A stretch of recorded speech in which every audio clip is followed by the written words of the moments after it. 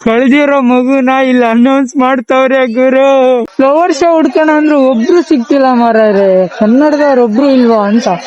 ಓಹೋ, senior city ಅವರು collaborate ಮಾಡ್ಬಿಟ್ಟಾರೆ. ಹೋಗು. ಓಹ್, ಚಿಕ್ಕ ಮಗು ಇರೋರ್ಗೆ ಬ್ರೀಸ್ಟ್ ಮಿಲ್ಕ್ ಕೊಡಕ್ಕೆ ಒಳ್ಳೆ ಮೈಂಡ್ ಸೆಟ್ ಯೂಸ್ ಮಾಡ, ಯೂಸ್ಫುಲ್. ಇಲ್ಲೇ ದಿನ ಕೆಳಗ್ ಬಂದಿರೋ ಜನಗಳು ಇವತ್ತೊಂದಿನ ಪೀಸ್ಫುಲ್ ಆಗಿ ನೆಮ್ಮದಿಯಾಗಿ ಹೋಗ್ಬಿಡ್ತಾರೆ ಇಲ್ಲಿಂದ. ಈ ನೆಮ್ಮದಿ ದುಡ್ಡು ಕೊಟ್ರು ಸಿಗಲ್ಲ ಗುರು. ಯಾರ್ಯಾರ ಮನೇಲಿ ಇದ್ದೀರಾ ಪ್ಲೀಸ್ ಒಂದ್ಸಲ ಬಂದೋಗಿ ಫ್ಲವರ್ ಶೋಗೆ.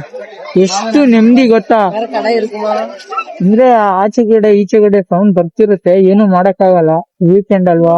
ಸೊ ಮನೇಲಿ ಕೂತ್ಕೊಳ್ಳೋ ಬದಲು ಸ್ವಲ್ಪ ಈ ತರ ಪ್ಲೇಸ್ ಗಳಾದ್ರೂ ನೋಡ್ಬೋದಲ್ಲ. ಕಪಲ್ಸ್ ಗಳು ದಯವಿಟ್ಟು ಈ ಫ್ಲವರ್ ಶೋಗ್ ಬಂದಾಗ ನಿಮ್ ಮೈಂಡ್ ಸೆಟ್ ನ ಕಂಟ್ರೋಲ್ ಮಾಡ್ಕೊಳ್ಳಿ.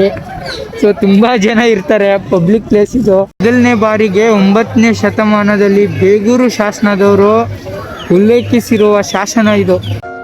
ಓಕೆನಾ?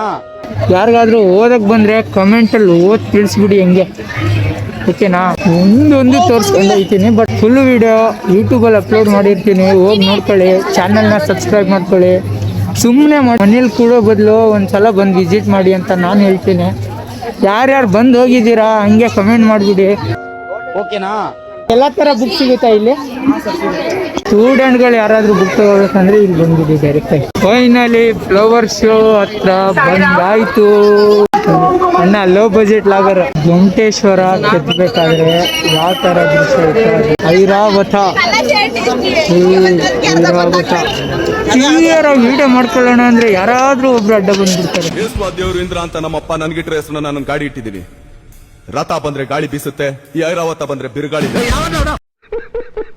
ಲಾಲ್ ಬಾಗ್ ಅಲ್ಲಿ ನಾರ್ಮಲ್ ಡೇ ನೋಡ್ಬೇಕಂತ ಆಗಿರೋ ಬೆಸ್ಟ್ ಪ್ಲೇಸ್ ಅಂದ್ರೆ ಇದು ಗ್ಲಾಸ್ ಹೌಸ್.